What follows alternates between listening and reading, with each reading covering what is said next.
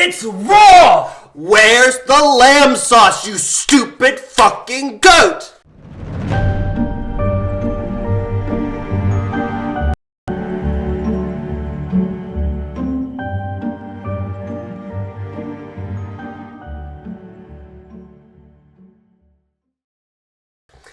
And welcome back to episode 66 of Crips and Corks.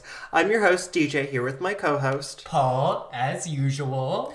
And when is it? Oh my god. It's January. It's a new year. The first episode of 2025. I knew it was a big one. I just didn't know what was going on. Yeah, I mean, we made it, guys. We made it through 2024. We're here. 2024 was a great year. Don't have that that high hopes for 2025. No. But hopefully it proves me wrong. Absolutely. We are going to put a rewind, a little Crips and Corks wrapped in here. Wasn't that wonderful? What a great year. And I hope when you edit that, it's just me going like this and then going, wasn't that great? Wasn't that a beautiful year? I put in some weird picture of you. I think there is a picture somewhere, like in the family archives, of me going like full on 15 chins, making a disgusted looking face. And I don't know, somebody nearly hit me with their arm and the camera just got me as I was reacting. Oh my gosh. It's giving a little bit like that one Jenna Marbles video where she tries to make herself ugly so people don't hit on her at the club and she does the ugliest face. It's giving that a little bit. I didn't mean to. And that's okay. I don't mean to do a lot of things, but they still happen and that's okay. That's okay, guys. How was your week, Paul? My week was fine. I've been doing a lot of visiting for the holidays, visiting family, things like that. Holidays wrapping For those up. of you who don't know, we're still in the midst of the holiday season. Right, we're 3 days before Christmas right now. Yeah, we did our Christmas episode 2 weeks before Christmas. Yeah. So we probably weren't very holly jolly in it. Probably not. But I'm now, not feeling very holly jolly right now either, honestly, because it's always sad after visiting family when it's all over. Yeah, your Christmas is over. Yeah, Mine done. is yet to begin. And especially when my Christmas is over, I come home alone and it's just me, and it's being around all my family and everything. I was talking about this with Dan earlier, where Christmas really is the hardest time of year to be alone. Yeah, for sure. And I can't even imagine being alone without family. I'm not sure what's harder, just having no one or having those people and then coming back and being alone. And I'm sure people who have moved out of their hometown and just live moved out of your hometown. You go home for the holidays, see your family, and then you have to go back to your normal life away from all your family and stuff. It's definitely kind of depressing. Yeah. But, here we are. I guess we're thankful for those times we have and thankful for what we have, and we're just chugging right along through Absolutely. it. How was your week? It was good. I got new deodorant. And, okay, so I tried Hello brand deodorant. Okay. Which it's native, where it's aluminum free and good for the planet. It was not good for me. I'm sitting at my desk doing my work and I go, God, why do I smell body odor? I know I put deodorant on. And I went to change. I was wearing a hoodie and I got very hot because my heat blows right on the back of me. So I went to change it. As I lift up my arms, I went, oh my God, that's me. So fuck non-aluminum deodorant.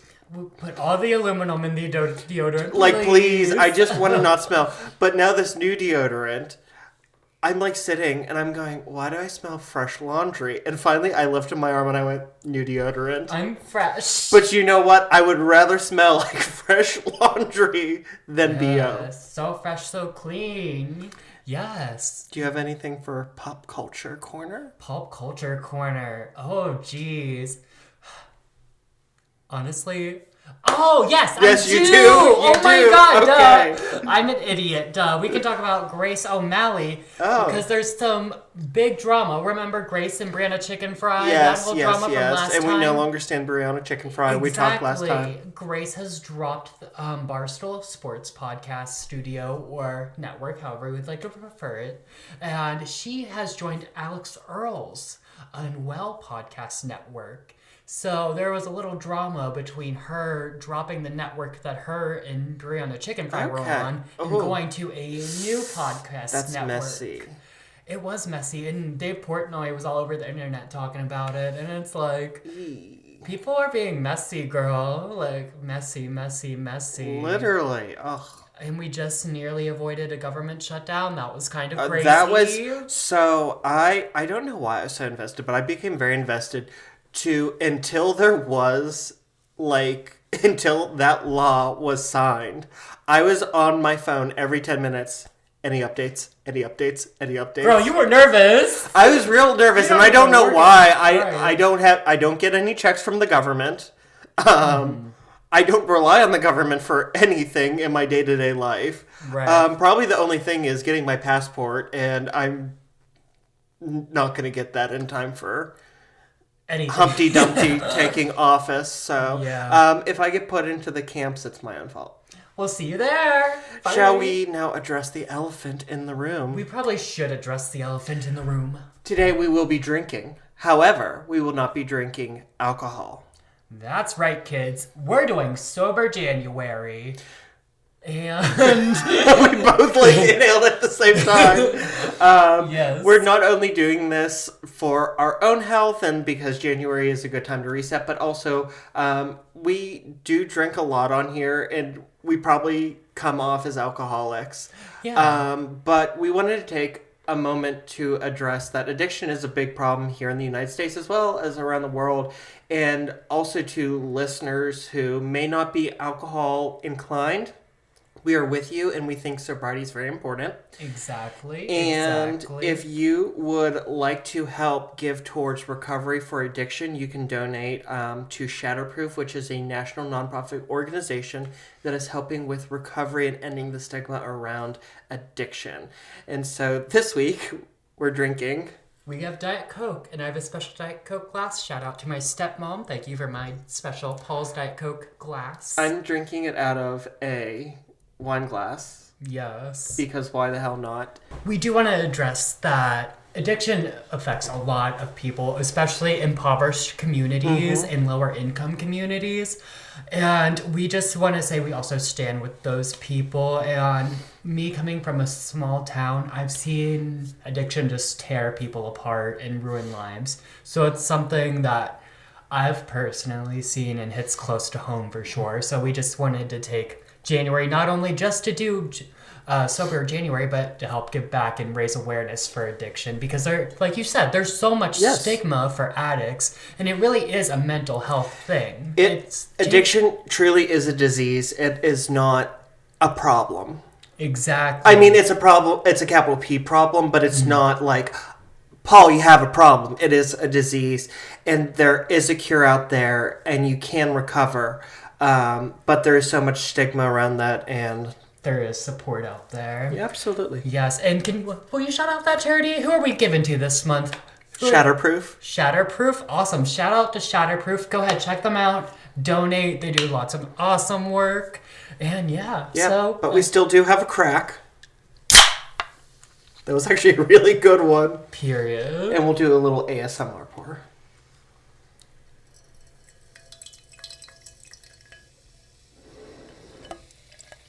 Bubbly.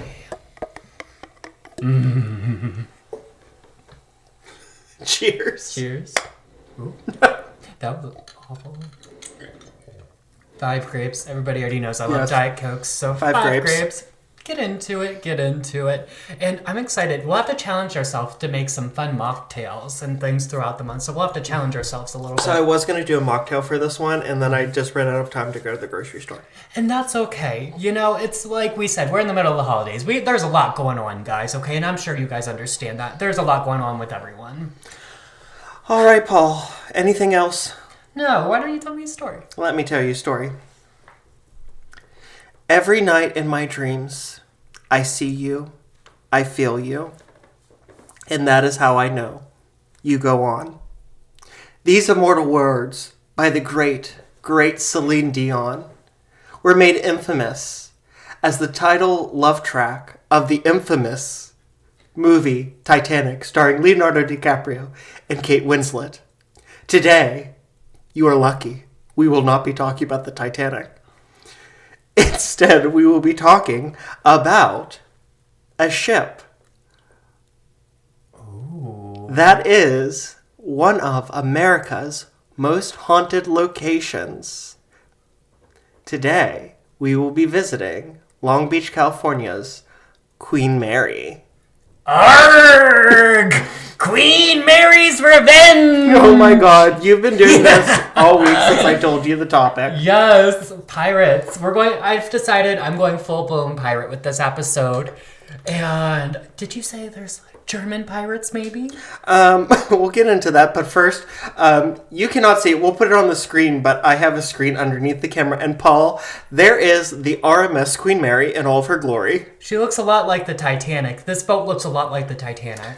And I will tell you why that is. Ooh, okay. Let me know what the fuck's up. So, I'm going to start off with a little bit of history because you can't have hauntings without history.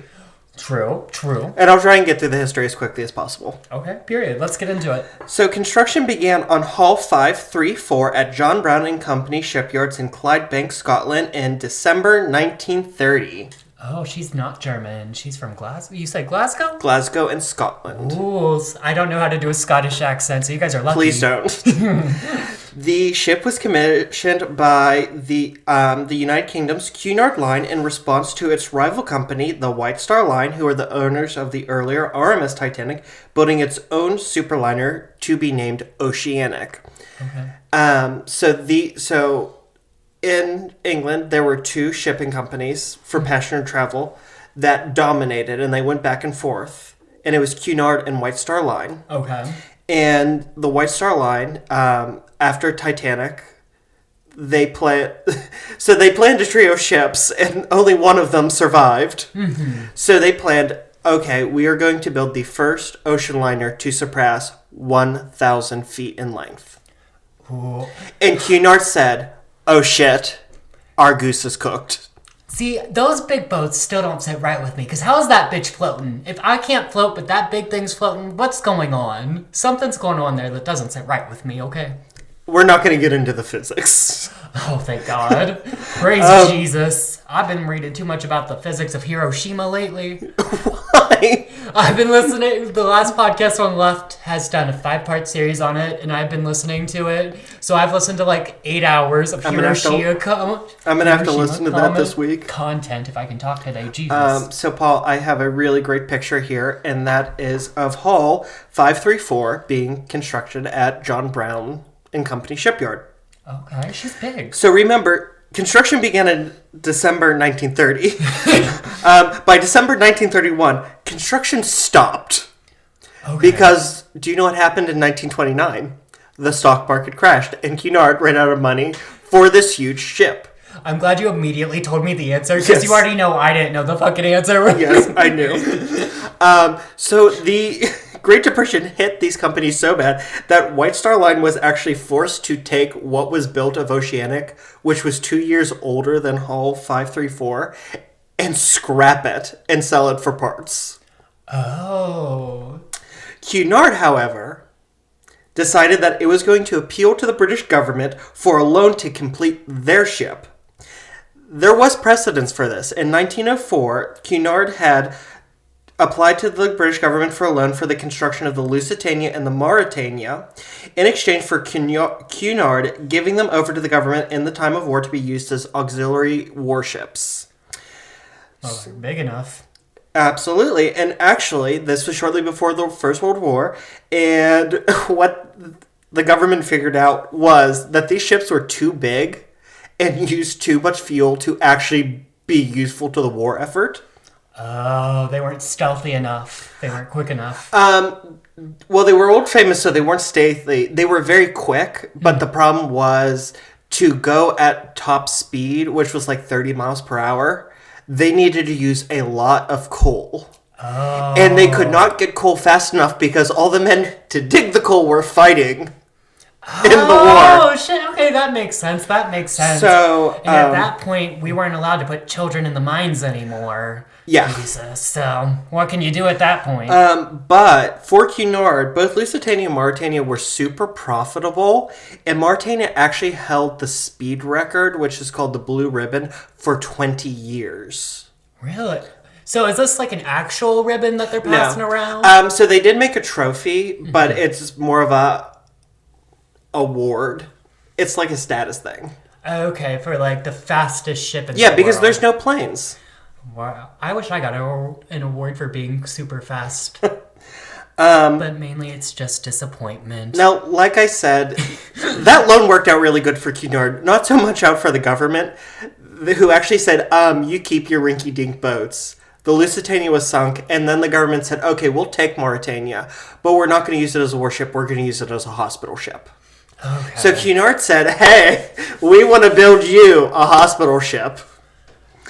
And the government said, nah, fam, we're only going to give you this money if you do an enemies to lovers with the White Star Line. And so on May 10th, 1934, the two companies agreed and merged into Cunard White Star, and construction immediately resumed on Hull 534 with the British government's money. Oh, the British government's now paying for this? Yes. Even though it's in Scotland? Or they're not in Scotland anymore? Scotland's part of the United Kingdom. Oh, so it's the same government. Yes, it's one government. Wow, that's crazy. See, for those at home, I don't know a lot about this stuff, so the people at home, I'm sure there's people who don't know that I'll break either. it down for you. So the United States has 50 states. Yeah.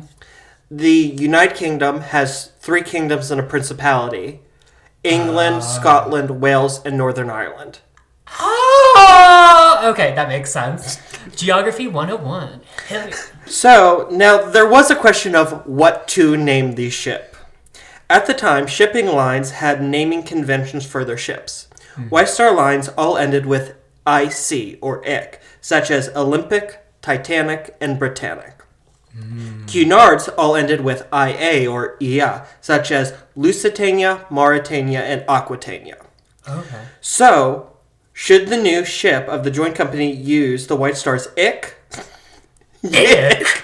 or Cunard's IA? Cunard had emerged as the dominant entity of the merger and decided, they said, sit down, bitch. We're naming the ship. Okay. According to its own tradition, and said that it was going to name it Victoria. Oh, after the Russian princess. The English queen. Well, there's a Russian princess Victoria, isn't there? Or am I wrong? Somewhere along the lines. Ha! I knew it, bitch! I know things! Are you thinking of Anastasia? Maybe. Do you like how I went IA and I was like, huh? Victoria ends with an IA. Mm-hmm. Russian princess. Unpopular opinion, Anastasia was the worst Disney princess. She wasn't a Disney princess. Well, that makes sense, because that's probably why she's the worst then. She got kicked out. You're awful. Fuck that bitch. Now, to name it after Queen Victoria, they needed the permission of King George V, Queen Victoria's grandson. Ignore my chapstick. Okay. I was just like, what are you pulling out? To entreat His Majesty to say yes, they intended to name their new ship after Britain's greatest queen. The king was absolutely delighted and responded enthusiastically, "My wife will be delighted." Oh, that would be pretty cool to have a ship named after you. The only thing they're going to name after me is a McChicken or a McDonald's or something. Maybe an Olive Garden if I'm lucky. Maybe a Shop and Save. Paul Shop and Save. The Paul J. Memorial Shop and Save. Has a ring to it. So the company at this point had no choice but to name their new ship Queen Mary, ushering in a brand new naming practice for the new merged company. That is Queen Mary. Ooh. She's not giving pirate. It's a little disappointing, but she's pretty. Okay, yes. It's giving. She's giving. I'm here. Also, if you're watching this and you're wondering what I'm doing, it's my laptop, and to reach, I have a metal spoon that I'm clicking the button with. We're very high tech on this podcast. The ship was christened by her namesake Queen Mary on September 24th with a bottle of champagne, and Britain's first superliner slid into the specially deepened River Clyde before being stopped by 2,350 tons of chains. Oh, jeez. So a ton is like, what, 2,000 pounds? Probably. I don't know. So this is like a lot of pounds of chains. That's a lot of S&M going on that boat, girl. And I read that it was calculated so perfectly that as soon as the ship hit the water, it just stopped. Ooh, Like, it was perfect. I bet Rihanna was excited about that. Upon completion in 1936... Did you get the joke? Yes. She said, chains and whips excite me. She was very excited. Yes, period. Sorry, you can keep going. I just had to make sure you understood. I can understand most jokes. I just ignore them. Oh. And you do the same to me. Yeah, that's true. Upon completion, Rihanna was very satisfied. Ooh! Ooh! The Queen Mary was 1,019 feet long and 80,774 tons, replacing France's SS Normandy as the largest ship in the world. That's pretty crazy. That's actually super... Like I said before, how is it floating? It's hollow. Oh, I'm hollow too. So And maybe I should float. so that's a comparison of the Titanic, which was completed... Is that on the bottom or the top? The Titanic's the one on the top. Okay. The bigger one is the Queen Mary. Okay. And you said they look very similar. They do. They're only 20 years apart in design. Well, no, because the Queen Mary was probably designed like within like 18 years of the Titanic. It's almost the same boat, just bigger. They got the three, like... Well, that's how they designed ships three. back then was, okay, we're just going to make it bigger and we'll change the funnels up. Yeah. I mean, there's less funnels, but other than that, they're like the same. That's crazy. The Queen Mary left Southampton for her maiden voyage to New York on May 27th of 1936. Critics were not impressed. They said, get that big fucking boat out of here. They stated, like you said, that she was just a sized-up model of Cunard's earlier ships, and comparing her to the Normandy, which featured a revolutionary hull design, ultra-modern Art Deco interiors, and the single longest room on the ocean. Oh, the single longest room? I guess that's probably the ballroom, I guess. The eating room. It was the grand staircase, the grand lounge, and the grand ballroom. That sounds kind of cool. But they had... Oh, and a movie theater. A movie theater? And they had these sliding doors where when you opened them, it was 4 rooms became 1. Could you imagine they're just showing Titanic in that movie theater as you're on the ocean? I wouldn't put it past them. That'd be spooky. It was a French ship. Ooh. Ho ho ho! The British ship sang! Give me more baguette! They're playing the wildest French porn on that thing. Because you know the French, they're probably crazy. The Europeans, they're wild over there. So, the Queen Mary and the Normandy would be rivals for the rest of the decade in the area of speed. In August 1936, the Queen Mary broke a new speed record and claimed the blue ribbon from the Normandy. However, the next year, the Normandy claimed it back. But in 1938, the Queen Mary reclaimed the blue ribbon in both directions, east and west, and held that record until 1952. Period. And take that, Normandy. You had it coming. And despite the speed rivalry, the Queen Mary proved to be the more popular of the two ships, with the passengers who preferred the Queen Mary's more restrained use of the Art Deco style. She had more comfortable rooms, whereas the Normandy was kind of called a museum on the sea. Okay. And she had 2 indoor pools, libraries, beauty salons, children's playrooms, a music studio, a restaurant, and 2 bars. What do they need the music studio for? Like, I get the 2 bars. That's necessary. But a music studio, girl? Like, what are we doing? Having Snoop Dogg up in there? Like...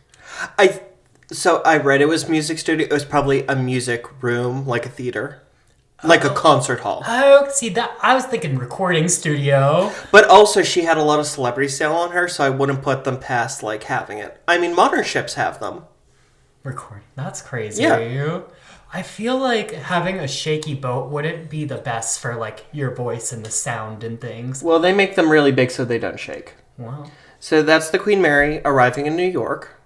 Yeah, I mean, look at it, like, compared to those buildings even, like, it's huge. It is huge. Like, that's insane. Well, I mean, I couldn't find the posters for the Queen Mary, but for the Titanic, there's all those posters where it's turned on its back end, the stern, and it's being compared to skyscrapers. Like, it's as long as a skyscraper. It looks like it. That's insane. Could you imagine trying to walk from one end of that bitch to the other? That'd be crazy. The most stunning room on board was the 3-story first-class dining room, which featured a gilt mural of the sea with special tracks that a model of the ship would run along to show exactly where it was.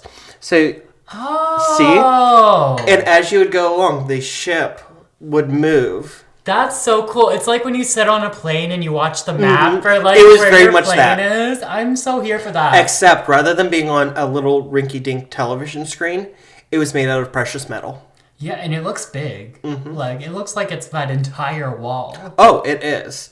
I don't think I have another picture of it, but so that is one of the lounges. It's huge. That's one of the rooms. Okay, the room's kind of small, but most cruises rooms are small. But look how look how nicely it is, like silk bed sheets and stuff. Yeah, it does look. It looks high class for sure. Yeah, it looks like a fancy hotel. Now, how did we get from this to the Jimmy Buffett cruise? Like, because that's so fancy, but cruises today, gross. Consumerism. Consumerism. This room, I don't know what it was called back in the day, but today it's called the Queen's Salon. And still huge. And it's pretty. It's nice. Beautiful. And like all the walls were made out of polished wood. And they would be polished so you could almost see yourself in them. And I know you know about some polished wood. Now, unfortunately, the beautiful world the Queen Mary was built for was not to last. In August 1939, during a return voyage from New York, she had to be escorted by the Royal Navy's HMS Hood due to tensions with Nazi Germany. Oh. Those are the Germans I was talking about. No pirates. Nazis, which are infinitely worse. Yikes. A pirate can be sexy. A Nazi never will be. Well, there goes all my German pirate jokes. Thanks, DJ. Despite the tensions, however, she left Southampton on September 1st for New York as planned. By the time she had arrived in New York, the United Kingdom had declared war on Nazi Germany, and the Queen Mary was ordered to remain docked in New York next to her rival, the Normandy. Oh. The following year, she was joined by her running mate, the newly finished Queen Elizabeth, which was sailed from Clydebank in secrecy to prevent the Germans from attacking her mid-voyage. Okay, interesting. And so that's the Normandy, and then you have the Queen Mary and the Queen Elizabeth. Those are some really big ships. No. And see those little ants? That's a road. Cars were literally every day just driving past these ships. It would be really cool to see those 3 ships, like just how big they are and stuff. But I'm really interested to see how this ship gets on the other side of the country. Because I feel like you probably have to sail the complete way around the world to get to the other side of the country. Well, there is the Panama Canal. That's real? Yes. They weren't joking about that? No. Oh, no. I thought they were joking about that. Now, the 3 superliners sat straining at their lines until British authorities decided to use them as troop carriers. And when I say the 3, I mean England only owned 2 of those, and so they said, those French aren't willing to sacrifice their ship. We will put ours to work in the war effort. And they ordered them to sail to Sydney, Australia, where their fine interiors were dismantled and they were converted for war use. To give you an idea of what it took to get them dismantled, 6 miles of carpet and 220 cases of china, silver, crystal, and paintings were all taken off of her and put into storage, while her fine woodwork walls were covered in leather. Leather? Girl, they were making the craziest S&M dungeon. Chains, leather. Right. I mean, at this point, it's a Royal Navy ship, so you know there were lashings. Oh, not the lashings. They had that 9 tails. What do they call it? Is that called a 9 tails? Yeah, the cat of 9 tails. Yeah, that's spooky. Have you ever heard of what the cat of 9 tails does to your body? You're sounding a little too excited for me. No, it's horrifying. What does it do? So it's like a whip, and it has like these barbed edges on it, and it rips your back to shreds. Oh. And I think I read somewhere afterwards they would clean it with vinegar. Oh, that's awful. So your back is like stinging from the vinegar. So first your back is stinging, and second of all it's hanging off you like the shredding stuff from a shredder. And then somebody goes with a sponge. It's probably not a good sponge, full of vinegar, and goes, "Here you go." That sounds awful. I do love salt and vinegar chips, though. Yes, you do. Sorry, I don't know why that popped in my... Well, it's the vinegar, but... The Queen Mary was the largest and fastest troop ship in the world with the ability to carry 15,000 men in a single voyage. But no women allowed. Only men. They didn't have women soldiers back then. It was very rare. Oh, they turned it into a warship? It was a troop transport. The Queen Mary? Yeah. Oh. Okay. That's why England moved it. That's why they put the leather in. Yes, yes. All the gay sex that's gonna go on. Oh, for sure. She was so vital to the Allied war effort that Adolf Hitler offered 1 million Reichsmarks to any U-boat captain who could sink her. That's $1 crazy. million. Did you know Henry Ford was a Nazi sympathizer? I did know that. Did you know Charles... You don't know who Charles Lindbergh is, do you? No, sorry. I just found out about the Ford thing today. I know. But I drive a Chevy, so I'm fine. I drive a Nissan, which I don't think even is American. Girl. What? Sorry, the camera did a weird thing. Oh, okay, you looked at it and then you went, girl, and I went, what fucked up? On October 2nd, 1942, Queen Mary accidentally sliced through the HMS... Oh, hang on. Oh. You didn't finish your Nissan joke. Oh, Nissans are... I don't think Nissans are American-made cars. I don't think so either. Where are they from? Do you know? No, I don't. I just know they're not American, but you said you drive a Chevy because Ford was a Nazi sympathizer, and I said I drive a Nissan, which isn't even an American car. That was the joke. So part of the conversion, she was painted entirely gray. And she was so fast. It's because, like, in fog and in, like, the sea spray, you can't see it then. You can't see her coming. Just like me. And she was so fast, and because you couldn't see her, she was nicknamed the Gray Ghost. Oh, that's spooky. Could you imagine the Gray Ghost is coming for you? Now, she was super fast. She nearly went 40 miles per hour at top speed. Mm-hmm. And... she would go in this zigzag, and smaller ships would go around her. On October 2nd, 1942, the HMS Curacao, one of her escorts, accidentally zigged when it should have zagged. And the Queen Mary sliced through her like a hot knife through butter. Could you imagine being on that ship and all of a sudden you're just getting sliced through and through? So that's how many people they could carry on that. Those are all people. Like on the ship that got sliced? No, that's the Queen Mary. Okay, that's a lot of people. That's the Curacao. And that's the Queen Mary. Oh, it didn't stand a chance. Queen Mary was carrying thousands of American soldiers to fight in Europe and had strict orders not to stop for anything for fear of a U-boat attack. And she was forced to keep sailing with a cracked bow as the Curacao sank, taking 338 men with her. That sucks. They hit her and they just kept on They going. had to. Now, the captain did call to other warships and say, go help. Could you imagine having that much power? Like, if I was the captain of that smaller ship, I would... Okay, so here's the thing. So when it sliced through, if you were lucky, you died instantaneously. Right. If you were not so lucky, you got trapped and you drowned as the ship was pulled underwater. If you were even less lucky, you made it to the surface and then got sucked into the Queen Mary's propellers and got chopped alive. And if you were even less lucky, you missed the propellers and you were forced to drown or die of hypothermia. Only 99 men survived. That's insane. And honestly, if I was the captain of the smaller ship, trust and believe, I would be staying on the Queen Mary's captain's good side, for sure. Because he could just be like, whoops, sorry. Well, I mean, it takes a lot to turn a ship. Like I said, the Curacao zigged when it should have zagged. Yeah. So, like, the Queen Mary's going like this, and it should have been zigging, but it zagged. No, my joke was like, the captain had a vendetta out for the person, like, being on the good side of the captain in the big ship. You want to be on the good side, bring them presents, give them a little, you know.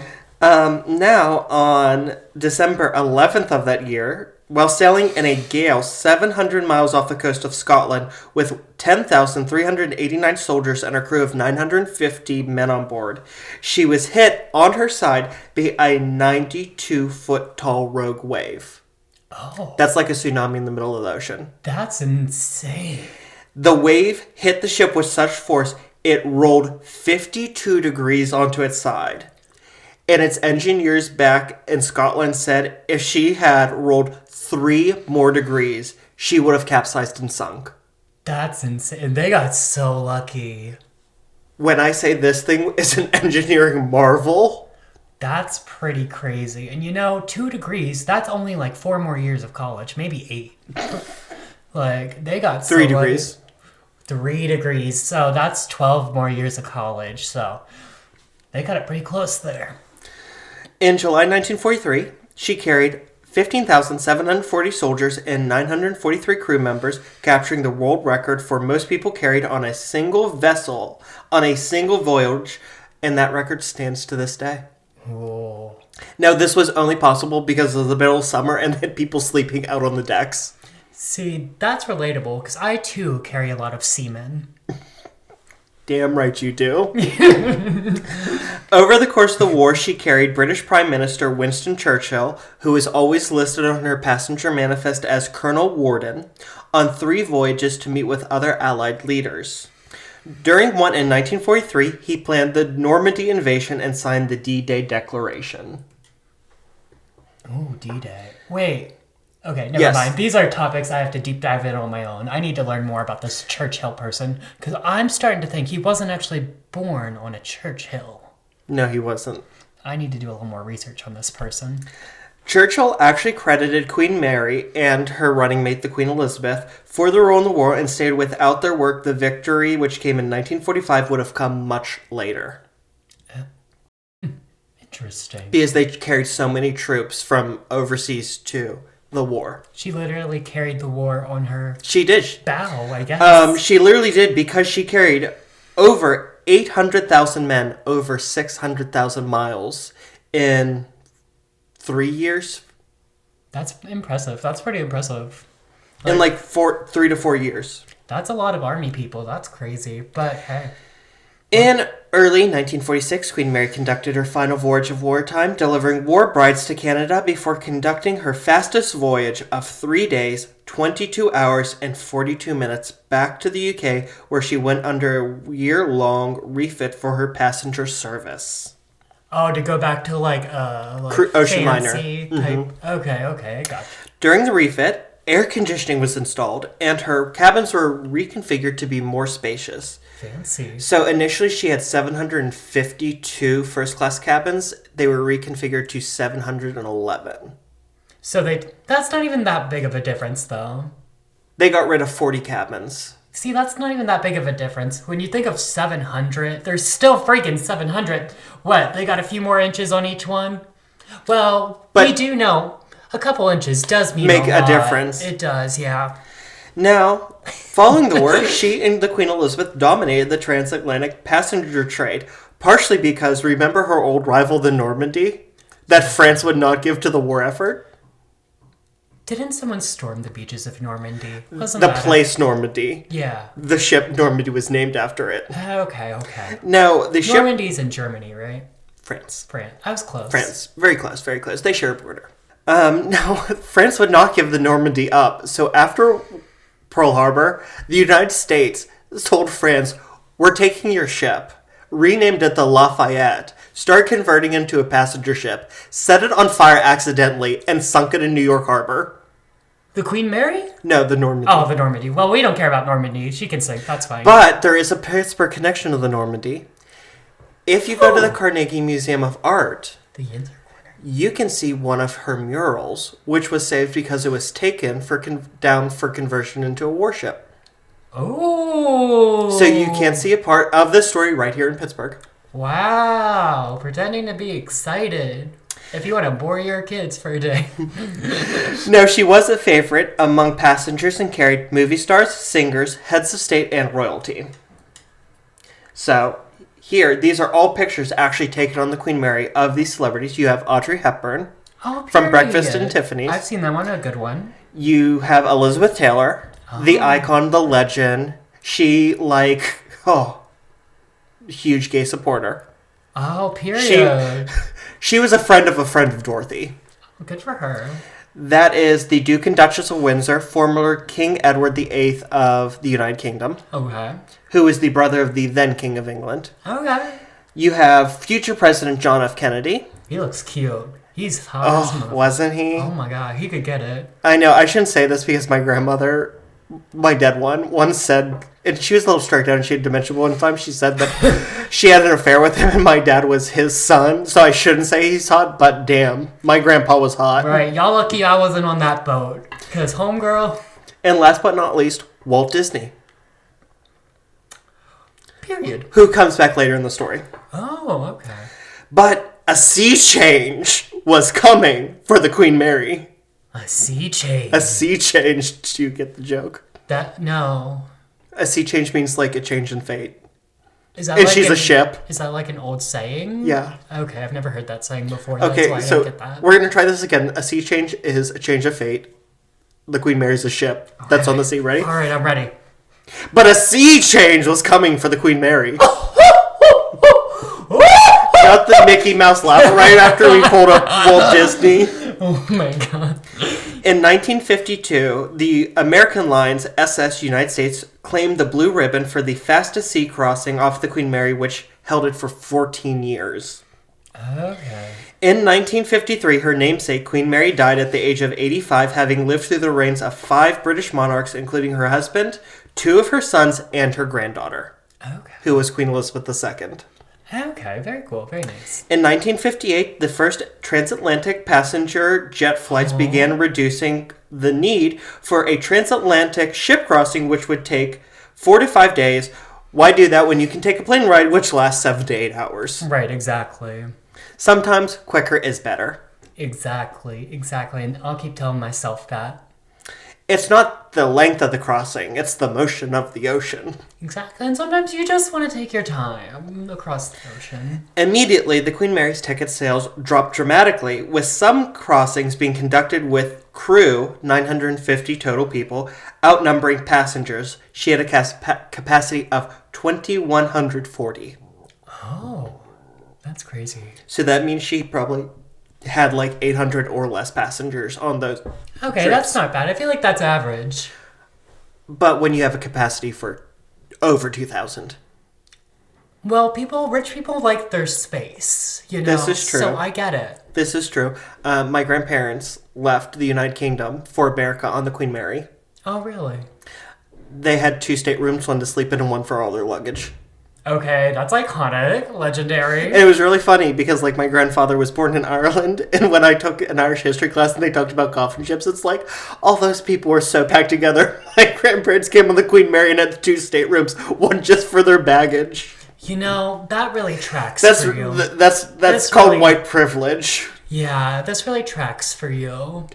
Sometimes you just have pretty privilege, Paul.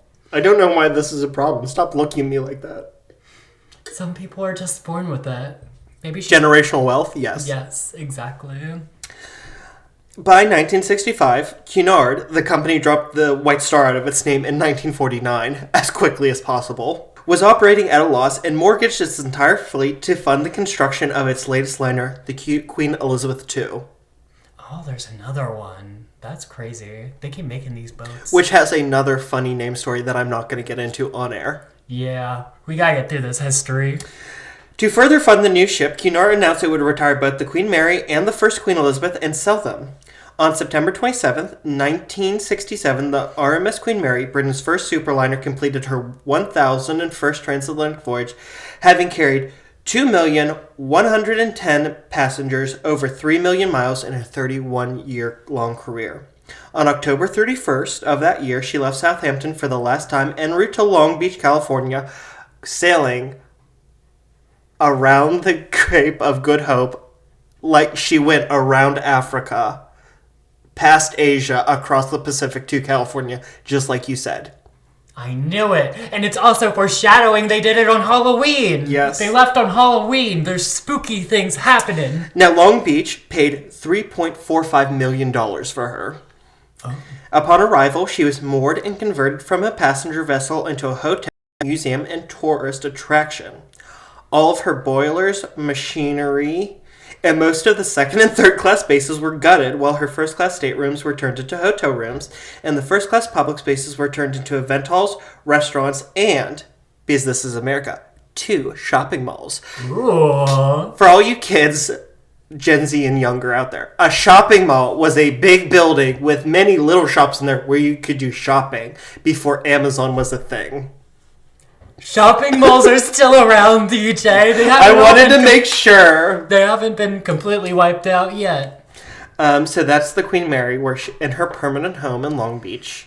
She's pretty. She is still. Yeah. That bitch is nearly 100 years old. She looks good. I'm not going to look that good at 100, so more power to her. You don't look that good at 30. Damn, DJ! The library's open! Now, operators have come and gone, such as Diners Club. Ever hear of them? No. Oh my god, I remember like my grandparents having a Diners Club card.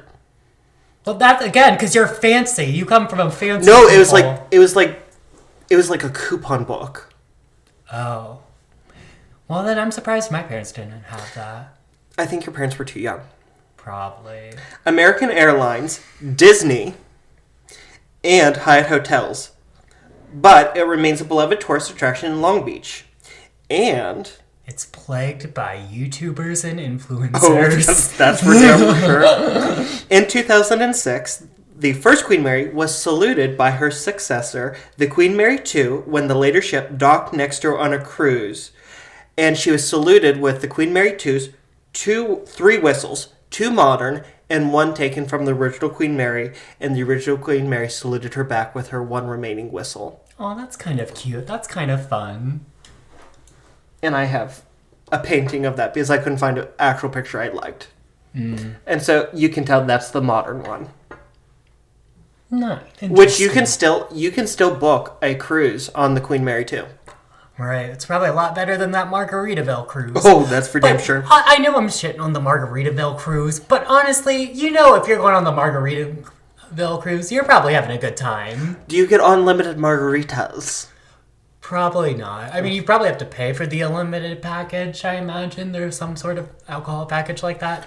But I do feel like they probably are having a good time on the Margaritaville cruise. I mean, Lucas and Jacob looked like they did. Yeah. Lucas and Jacob Crookshank, for those at home.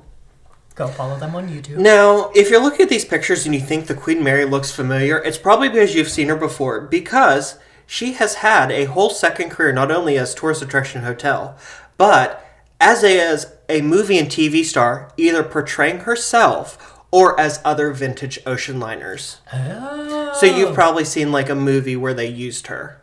That makes sense. Okay. I've seen a lot of movies. Now, with all the hopes and dreams of her owners, her wartime service, and her role as transportation not only for celebrities, but also many immigrants looking to make a new life in America while America was still great, is it any wonder that the Queen Mary still has some ghostly passengers who refuse to disembark? No, especially with being used during wartime. That's what's making me get to think about the spooky things, like leftover soldiers. Also, there were numerous deaths on board. Oh. Her first captain, Sir Edgar Britton, died of a stroke in his cabin in 1936. Now, how many strokes does it take to kill a man? I think strokes were a problem on her, honestly, because I know you're making a joke. Yeah. But I heard like 25 different stories of different people having strokes on board her. Really? Okay, that's not a coincidence, okay? If people keep having strokes like that, many strokes on one boat, something's going on there. These men are getting stroked on this boat, and we have to look into it. I'd let the Queen Mary stroke me. Ooh. Her senior second officer, William Stark, died after accidentally drinking detergent stored in a gin bottle. That's kind of funny. You're like, this gin tastes kind of weird. So I watched a BuzzFeed Unsolved video on this, and the one guy, not Ryan, the other guy, what's his name? Shane, was like, how stupid do you have to be to go, it burns, I think I'll swallow it. Well, that's what alcohol is. Alcohol burns in general, and gin is awful, so I get Well, it. I would like to think that he just went... And at that point, it was too late. Exactly. It was down the hatch before he realized. Could you imagine if it was bleach, and he just... Well, that's why you label. When I say detergent, I don't mean Tide. It was probably something closer to bleach. Oh, I was thinking like Tide. Okay. Yeah, this is the 1930 polls. There were no regulations. Oh, they were just wild. People were encouraging kids to eat Tide Pods in the 30s. Right, back when men were men and children died from laundry detergent. Mommy, Billy ate a Tide Pod. Puts hair on his chest. Exactly. During World War II, a cook was shoved into an oven by a group of Australian soldiers who did not like his cooking and was burnt alive. Damn, his cooking must have been awful. 2 women are known to have drowned in the first-class pool, and a little boy fell overboard and drowned in the area near the pool. There's always a ghost in the pool for God knows why. Water's a conduit. We did talk about that, didn't we? Yes, we did. Yeah, we especially talked about it when we did that episode on Paranormal in Pennsylvania's podcast about the Bedford Omni Springs Resort Hotel. And you know what? Check that out.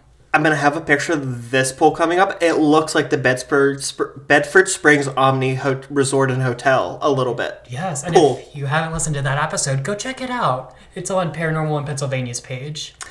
And an 18-year-old crewman was crushed to death by a watertight door. Oh, that sounds terrible. That is what we call in the shipbuilding business as a pancake. That was a lot funnier in my head. I'm sorry. I'm resigning. I'm so sorry. I will be joining. No other podcast is going to take me. I'm fucked. So let's explore some of the Queen Mary's most haunted locations, because the whole damn thing is haunted. So first we're going to do the first class swimming pool. I don't like the way that pool looks. It doesn't sit right with me. What don't you like about it? I don't know. There's just something about the pool that doesn't sit right with me. Okay, so it is only half filled, so that in the case of waves, it wouldn't slosh over. Yeah. But it's weird. Actually, this was considered one of the jewels of the ship. It was a 2-story room. The pool was heated, and it was decorated with faux mother of pearl and gold quartzite, which is also another known conduit for paranormal activity. Yes. Okay, that's interesting. It was, as soon as the ship turned into a hotel, it was closed, and in the 1980s, it was drained of its water. So there is no water currently in it. They should fill it with Ovaltine. Remember how I said it was gutted? They took all the support beams, it had no support beams under it. It was resting right on top of machines that are no longer there. So if they put too much water in it, it could go. That would not. That's crazy. So that is why it is empty. Okay, makes sense. It is one of the favorite haunts of the Queen Mary's most famous ghost, Jackie. And I'm not talking about Kennedy. Oh, I thought you were. Or That's So 70s Show. Oh. No, Jackie is a little girl who is 5 or 6 with blonde hair who is very active in her afterlife. She is known to leave wet footprints, has been captured on both camera and audio recording. That's cool. She will try to hold visitors' hands, and she loves to sing London Bridge is Falling Down, Ring Round the Rosie, and Twinkle Twinkle Little Star. All the most ominous songs that when sung by a ghost would be creepy as shit. So paranormal investigators say, if you do Twinkle Twinkle Little Star, how I question what you are, they'll get an EVP. Wonder!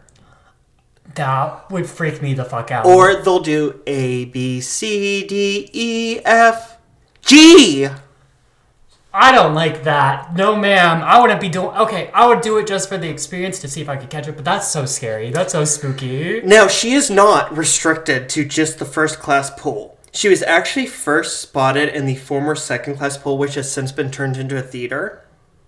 And she was spotted by psychic Peter James. And he said, like, is anyone here? And he heard, go to the other pool. And he had no idea he was in the old pool. I don't like that. And so he went in there. And so there's a theory that she had actually died in the second class pool. But because it's been deconstructed, she goes to the other one because it's more familiar to her. Okay, she just likes the pool. Okay, I got you. She can also be heard walking and singing in the boiler room, walking the halls of the ship, and was once even seen on shore in a building next door that is used for docked cruise ships. What if she isn't a little girl? In our usual theory, what if she's the demon who oversees all the other spirits on the ship, and that's why she's everywhere? That isn't... I'm going to shoot that one down. Normally, I'm all for it, but, like, she is so interactive that paranormal, like, investigators are sure she is just a little girl. Okay, but what if the demon is just, like, keeping up this masquerade? I don't know, bitch. I don't know. I don't know. Girl. We'll never know. But no, she is very active. There's actually one story. It was after hours, and a security guard was, like, walking, and he sees this random little girl just standing in the hallway. And it's like, oh, like, are you lost? Are you looking for your mom or your daddy? And the little girl goes to, like, pick me up. And the girl was like, and the security guard was like, hang on, and went to, like, doing the walkie-talkie, like, hey, like, we have a little girl roaming on B deck. Mm-hmm. And when she turned around, the little girl, like Jackie, hovered and then disappeared. That would be crazy. Could you imagine just seeing the little girl just float up? That would blow my friggin' mind. The pool is very haunted. So the pool itself is haunted, but also the dressing rooms for the pool, like the locker rooms. This is where Sarah resides. Sarah is an 8 to 10-year-old girl who is a friend and sometimes protector of Jackie. Mm-hmm. She can sometimes be aggressive. Like I said, she does protect Jackie, but also that Peter James medium said that the dressing room was a vortex, and that Sarah is the guard or the gatekeeper for it. The gatekeeper. And so that spirits can actually come and go on the Queen Mary through this vortex in the dressing room. There's always a vortex. In the pool itself, there are numerous apparitions of women in old-fashioned clothes. One tour guide... So back in the day, it used to be, rather than roaming tour guides, you would have one and the group would come in and you would give your spiel and then they would move on. This tour guide was waiting on the tour to arrive when she watched a woman in a 1930s black and white bathing suit and cap walk up to the edge of the empty pool and prepare to dive into the drain pool. She yelled, tried to stop her, called security, tried to stop her again, and the woman dived and just disappeared. Seeing this stuff would be so mind-blowing and crazy. Like, this little girl floating, the person, like, diving into the pool and disappearing into no... It's so crazy. Like, do you know how much energy a spirit has to have to do shit like that? Well, another woman in 1960s era miniskirt and go-go boots is seen walking down the stairs and between the pillars. So, you see the pillars? So, like, people will be watching, and they'll see her, like, walk from that one to that one, and then she won't walk past the next one. Which is super creepy. That is creepy. Ooh. And there are two more ghosts who are a little less well-known in the pool. Okay. One is called the Boy in Blue. He is a toddler boy with red hair and a navy-colored sailor suit emitting a blue glow. He is often seen near the pool entrance, and he's thought to be a friend or relative of Jackie's. Interesting. In the other one, there is a crewman in the men's dressing room. He's the ghost of a night watchman who is unaware that he is dead, and he's still serving at his post. He can become very aggressive and throw objects at visitors that he doesn't want in the room. Mm-hmm. And this actually checks out because a night watchman died of a stroke in the Turkish baths next to the pool. The Turkish bath? Yes, that was like the spa in the 30s. Okay. It was like steam baths and stuff. Interesting. Side note, the Turkish baths on TikTok. You see those videos? Yes. What do you think's going on there? I can't tell. At first I was like, okay, is this a bathhouse? Right, like, are they getting jerked off in there? But then I saw, like, they had women in there. Yeah. And I'm like, huh. What's going on in the Turkish bathhouse? I think we're going to have to put on our investigative reporter hats and find out. Where even is it? Is it like... It's in New York. Oh, it's in New York. Ooh, I'm going to be there soon. I know. Maybe I'll... Wait, no, I'll be with my family. Now, next is cabin B340. B340. And that's what it looks like today. Not to be confused. This is the most haunted cabin on board the Queen Mary. One story states that a stowaway named Walter Adamson was held there when he was discovered on board, fleeing England, where he assaulted and killed 2 women. Oh. And he was put in there because they did have... So they had what was called the isolation ward, which was for passengers who were sick with contagious diseases. Mm-hmm. And if there were no passengers with contagious diseases, they used it as a makeshift jail. I guess there was an outbreak of smallpox or whatever, because it was full. Or whatever. So they just put him in this empty cabin, and a guard was posted at the door. And the guard reported that Adamson began to pound on the door and plead for his life, saying, let me out, they're going to kill me. The following morning, they arrived in New York, and the New York police arrived to arrest him and found him beaten to death and his blood staining the walls. Like, he was beaten so bad that his blood was all over the walls. That's... Wow. There is no official record of this. Mm-hmm. Not to say that it was made up, but it could be that the ship covered it up because the crew killed him after finding out what he did. Or perhaps the ghosts of his victims got their revenge. That's the first thing I thought. When I heard they're going to, like, let me out, they're going to kill me, I thought, oh my god, the women got their revenge. I like that theory better. But we're going to go with that theory. I like that one better. Now, visitors have experienced disembodied voices, lights turning on and off, violently shaking beds, knocking inside the room on the walls. So, not like inside the walls, like somebody... Mm-hmm. Which sounds different than if I was inside the wall knocking. Right. I know what you mean. I got you. Clothes and hangers being thrown. The bathroom sink and shower would be turned on while the room is empty. Suitcase would be moved or opened. And the sealed, locked portholes would be opened. That's crazy. Yeah, that would be so cool to experience. Now, one housekeeper, this is when it's a hotel, one housekeeper went in and made the bed. She left the room to go get fresh towels. And when she returned, she found all the bed linens thrown on the floor and the bed had been moved across the room. She walked out in the hallway where there was a guard who was standing when she left and when she got back. And she said, did anyone go in that room? And he was like, bitch, you've been gone for like 5 minutes. What are you talking about? She quit on the spot. Right, because I'd be so mad if I made up that room and this ghost came in and messed it up. I've got a job to do. I can't be messing around with all this, okay? I'd be so pissed. Now, this goes back all the way to like when the Queen Mary was still an active ocean liner. In May 1936, passenger Mrs. Berry reported that her bedsheets were ripped off of her numerous times. She thought that they were just falling off with the motion of the ship, so she sat up, and at that point, she saw a man in her locked cabin. And she screamed, and as she screamed, he disappeared. That would be so scary. I can't even imagine. The activity in the room grew so bad that it was closed off to guests for a number of years before reopening in 2018 as a suite of 3 smaller rooms combined, and it is now marketed as a haunted experience. Ooh. So you can see, like, they have a Ouija board in the box, and they've got a candle and a crystal ball. They have, like, quotes on the wall from, like, experiences. Now, it doesn't sit right with me that they're just giving out the Ouija board, so God only knows what they're conjuring and doing, especially these unexperienced people just renting this hotel room. Now, I will give a caveat to the story. There is a rumor that the Disney company rigged the room with special effects for a haunted experience like the Haunted Mansion, and that after they abandoned that project, they never took the effects out. Oh my gosh, could you? But then who's controlling it? Like, what's... So it is a rumor, and also, we all know the Disney company loves money. There's no way they're putting something in and then not taking it back if they scrap it.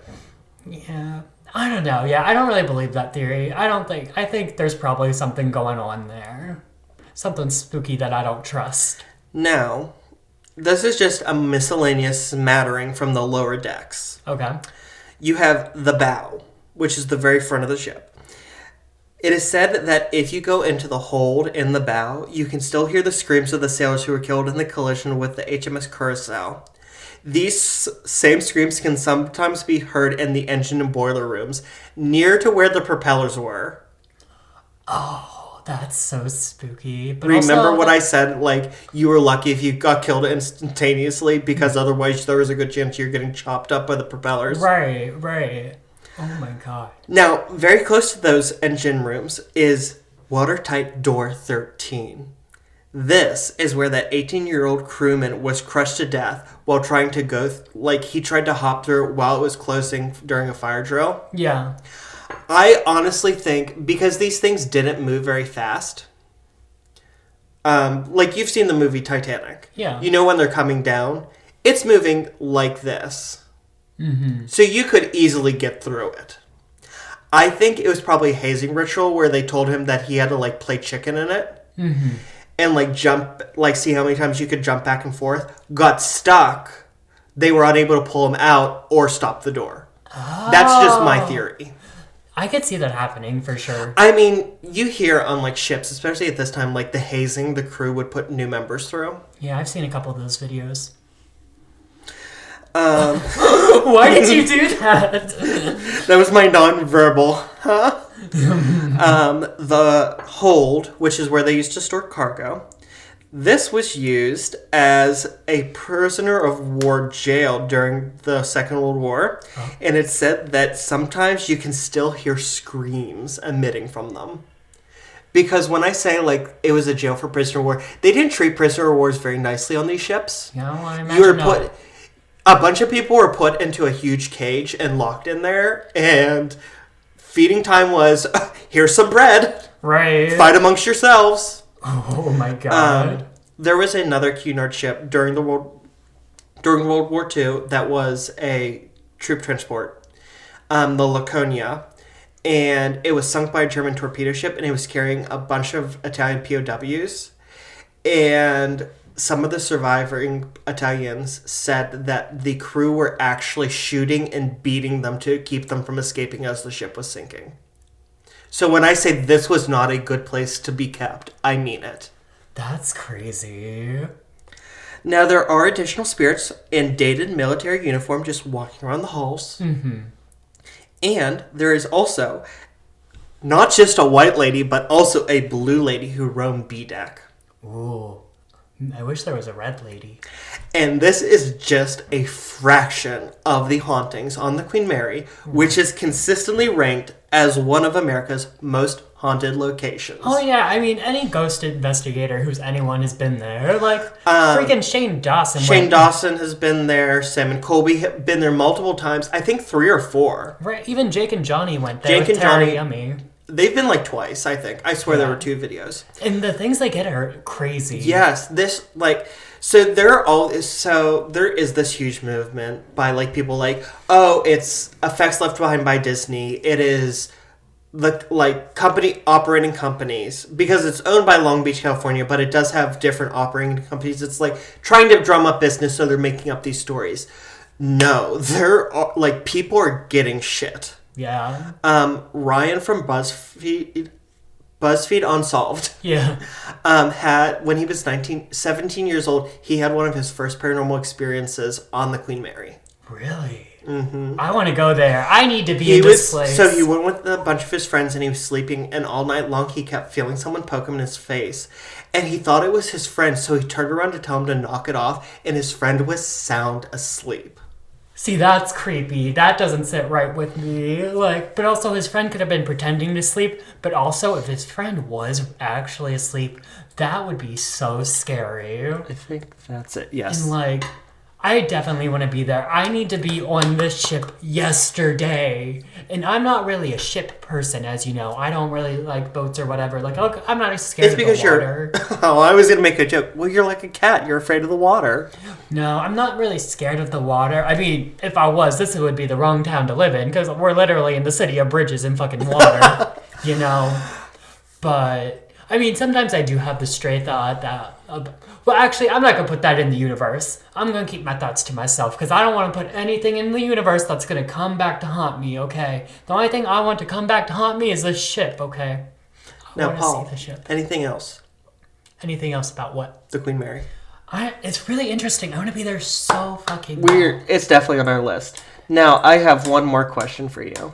Yes. It's a big ship. It's really... I know. Smash or pass? Queen Mary of Tech. She's pretty. We're going to smash. Unless there's some sort of political whatever that you know about that I don't know. No, she was a pretty good... she was the first modern Queen of England. Okay. Maybe if I show you a photograph of her, you might change your mind. Oh, was she ugly up close? Because relatable. I look good from a distance. She kind of looks like a man, and I'm kind of here for it. She's not classically beautiful. Yeah, she looks kind of manly. But I'll add this to the deck so you can put it in the video.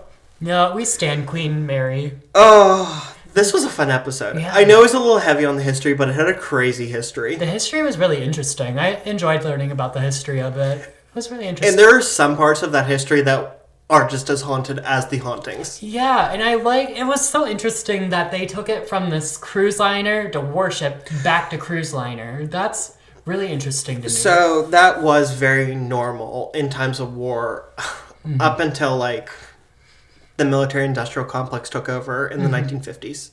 And I'm interested. Honestly, I'm interested to know when the hauntings actually started. If it started from the beginning or... Oh, it was very much while the ship was still an ocean liner, with passengers. Shit was going down. Okay. So it was always haunted. Yes. And you have to remember that, there was no OSHA back in the 1930s. There are no listed deaths from the construction. That does not mean that they did not happen. Right. Because if you know anything about shipbuilding in that era, people died. Right. No, and it's interesting going back to, you said there was quartz in the pool? There's... Gold quartzite.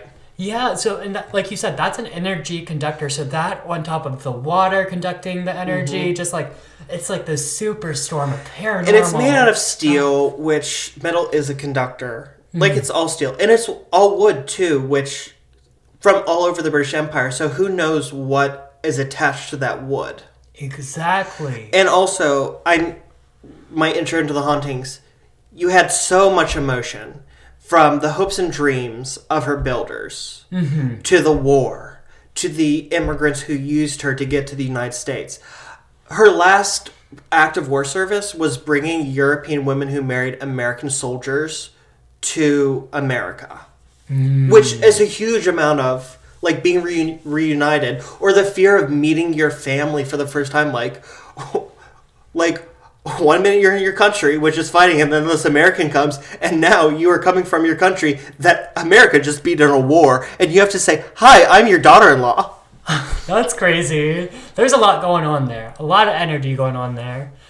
Like I said, my final take, I want to go there. I want to investigate. I feel like it's a rite of passage for any paranormal investigator. And honestly, there are so many hauntings that I may do a second part to this at some point. I could see it. Because I was cutting things left and right. Right, and we could probably do a whole episode just talking about the investigations. Because there were, like you said, there's so many people who've done the investigations. Or we can hold off and wait till we do our own investigation, not to spoiler. I have to stop doing that. When did I start doing that? I've done it 15 times this episode. That's fine. It's your new thing. It's your new catchphrase. Paul, anything for the greater good? We made it through our first sober episode, guys. It wasn't so bad. No, we did. I think we were a little more on top of it. Probably. Imagine that. Being sober. When we drink wine, towards the end, I'm just okay, shut up, Paul. Imagine that. Being sober, we're more on top of the facts and things. Now, please, everyone, remember to subscribe, and comment. If you have your own stories, you can email them to us. You can DM us with your thoughts or text us. If you're listening to this audibly, you can find all those links below. Paul, where can they find you? You can find me at my personal Instagram and TikTok at Paulember, Paulember. And as usual, guys, it's not delivery. It's DiGiorno. And if you'd like to follow me, you can do so on TikTok and on Instagram at TheRealDeechPowers. And we firmly believe that every person can make a difference and everyone should try. So please do consider giving to Shatterproof, which goes towards ending the stigma around addiction and providing recovery for active addicts, or to the ACLU, which is going to go towards fighting really bad policies that are going to try and take minority rights away by the Trump administration, or the Human Rights Campaign, which is directly fighting for the civil rights of LGBTQ people like myself. Paul has told me several times he does not like me including him in this part. And that's all she wrote. Also, we forgot to mention, we're doing a new schedule, remember, this year? Yes, oh my god, we are. So, to play towards our strengths, I love history, so I'm a little better at research. I absolutely suck at editing. Paul is a wizard at it. So going forward, and we're going to try this out. If it doesn't work, we'll stop it in 6 months and go back. But now we're going to do You do two? I do two. Paul does one. I wanted to do a 2 on, 1 off, but that didn't make sense. Yeah. So I did this week. You did last week. I did this week, and I'll do next week, and then Paul. And it's just going to be DJ Paul until we get tired of that, or forever. And we're referring to topic-wise. Who is researching the topic and who is reacting to it? Oh, I thought we were going to tell them about the divorce and that this is a shared custody thing now. Ooh. Whoops. Just kidding. But guys, remember, when you're on a ship, know where the life belts are. And stay away from the ghosts and keep your grips tight. And your corks loose. Bye. That was better. That was a better click. I liked that click. That was a nice... I don't know how I felt about that one. I think we should end it with that.